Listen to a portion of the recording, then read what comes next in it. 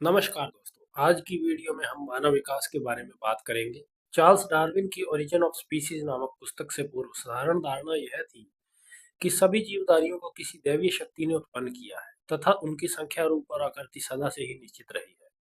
परंतु उक्त पुस्तक के प्रकाशन के पश्चात विकासवाद ने इस धारणा का स्थान ग्रहण कर लिया और फिर अन्य जंतुओं की भांति मनुष्य के लिए भी यह प्रश्न साधारणतः पूछा जाने लगा कि उसका विकास कब और किस जंतु अथवा जंतु समूह से हुआ। इस प्रश्न का उत्तर भी डार्विन ने अपनी पुस्तक डिसेंट ऑफ मैन द्वारा देने की चेष्टा करते हुए बताया कि केवल वानर ही मनुष्य के पूर्वजों के समीप आ सकते हैं। दुर्भाग्यवश धार्मिक प्रवृत्ति वाले लोगों ने डार्विन के उक्त कथन का त्रुटिपूर्ण अर्थ लगाकर न केवल उसका विरोध किया वरन जनसाधारण में बंदरों को ही मनुष्य का पूर्वज होने की धारणा को प्रचलित कर दिया, जो आज भी अपना स्थान बनाए हुए है।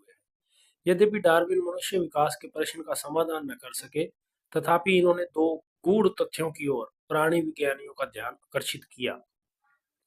पहला था मानवाकार कपि ही मनुष्य के पूर्वजों के संबंधी हो सकते हैं और दूसरा था मानवाकार कपियों तथा मनुष्यों के विकास के बीच में एक बड़ी खाई है जिसे लुप्त जीवाश्मों की खोज करके ही कम किया जा सकता है। यह प्रश्नीय है कि डार्विन के समय में मनुष्य के समान एक भी जीवाश्म उपलब्ध न होते हुए भी उसने भूगर्भ में छिपे ऐसे अवशेषों की उपस्थिति की भविष्यवाणी की जो सत्य सिद्ध हुई। अभी तक की खोज के अनुसार होमो सेपियंस का उद्भव 2 लाख साल पहले पूर्वी अफ्रीका का माना जाता रहा है, लेकिन नई खोज के मुताबिक 3,15,000 लाख साल पहले ही होमो सेपियंस के उत्तर अफ्रीका में विकास के सबूत मौजूद है। होमो हैबिलिस के सह आविष्कर्ता जॉन नेपियर के मतानुसार मनुष्य का विकास 5 अवस्थाओं से होकर गुजरा है। पहली है प्रारंभिक पूर्व मानव, कीनियापिथेकस और रामापिथेकस, जो क्रमशः अफ्रीका से और भारत से प्राप्त हैं, के जीवाश्मों द्वारा जाना जाता है। ये मानव संभवतः मनुष्य के विकास के अति प्रारंभिक अवस्थाओं में थे। दूसरा है बाद के पूर्व मानव, इनका प्रतिनिधित्व अफ्रीका से प्राप्त ऑस्ट्रेलोपिथेकस करता है। तीसरा है प्रारंभिक मनुष्य को अफ्रीका से ही प्राप्त होमो इहेबिलिस द्वारा जाना जाता है। चौथा है उत्तर भावी मनुष्य, जिसके अंतर्गत होमो इरेक्टस अथवा जावा और चीन के मानव आते हैं।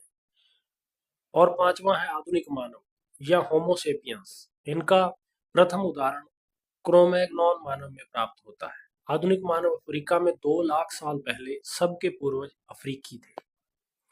होमो इरेक्टस के बाद विकास 2 शाखाओं में विभक्त हो गया। पहली शाखा का नियंत्रतल मानव में अंत हो गया और दूसरी शाखा क्रोमैग्नॉन मानव अवस्था से गुजरकर वर्तमान मनुष्य तक पहुंच पाई है। संपूर्ण मानव विकास मस्तिष्क की वृद्धि पर ही केंद्रित है। यद्यपि मस्तिष्क की वृद्धि स्तनी वर्ग के अन्य बहुत से जंतु समूहों में भी हुई, तथापि कुछ अज्ञात कारणों से यह वृद्धि प्राइमेटों में सबसे अधिक हुई। संभवतः उनका वृक्षीय जीवन मस्तिष्क की वृद्धि के अन्य कारणों में से एक हो सकता है। तो दोस्तों, अब हम बात करेंगे मनुष्य के भविष्य के बारे में। स्पष्ट है कि मस्तिष्क की वृद्धि पर ही मनुष्य के संपूर्ण विकास का बल रहा है।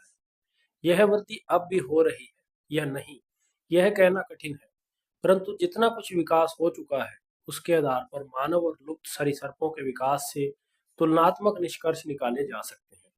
लुप्त सरीसृपों का शरीर भीमकाय यानी भार 40 से 60 टन तक हो गया था।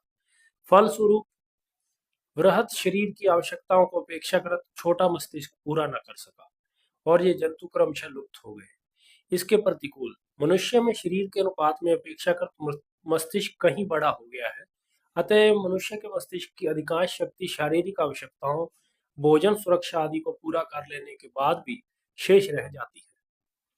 यह शक्ति मनुष्य अपने सुख साधनों को एकत्रित करने तथा विज्ञान और तकनीकी उपलब्धियों को प्राप्त करने में लगा रहा है। इनमें विनाश के भी बीज निहित हैं। मनुष्य का भविष्य अर्थात वह रहेगा अथवा सरीसृपियों की भांति पृथ्वी रूपी रंगमंच पर अपना अभिनय समाप्त करके चला जाएगा और सदा के लिए विलुप्त हो जाएगा, यह उनके विनाशकारी औजारों की शक्ति और उनके उपयोग पर निर्भर करता है। यदि उसका लोप हुआ तो वह इस निष्कर्ष की पूर्ति करेगा कि प्रकृति में किसी जंतु के शरीर और मस्तिष्क विकास में समन्वय होना आवश्यक है। ऐसा न होने पर उस जंतु का भविष्य में अस्तित्व सदा अनिश्चित ही रहेगा। तो दोस्तों, आज की वीडियो में इतना ही। आपको ये वीडियो कैसे लगा हमें कमेंट करके जरूर बताएं। अगर आपको हमारे वीडियोस पसंद आ रहे हैं तो इस वीडियो को लाइक करें, शेयर करें। अगर आप हमारे चैनल पर नए हैं तो चैनल को सब्सक्राइब करके बेल वाला आइकन दबा दें। तो आपसे फिर से मुलाकात होगी किसी नए वीडियो में एक नए टॉपिक के साथ। तब तक के लिए नमस्कार।